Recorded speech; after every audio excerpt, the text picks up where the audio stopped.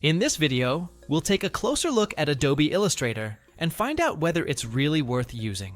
The first thing you should know is that Illustrator is one of the most popular programs for graphic design and creating vector graphics. It's especially useful for creating logos, illustrations, icons, posters, and other designs that need to maintain their quality when resized. One of its main advantages is vector-based design. You can scale your designs up or down without losing quality, which is especially useful for logos, printing, and different formats.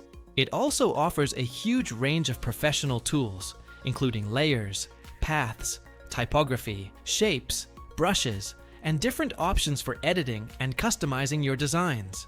Another interesting feature is its integration with the Adobe ecosystem. If you use Photoshop, InDesign, or other Adobe applications, you can easily combine your projects and work with different file formats. However, Illustrator also has some disadvantages. It's not free and requires a subscription, which can make it expensive for users who only want to create simple designs occasionally. So, is Adobe Illustrator worth it?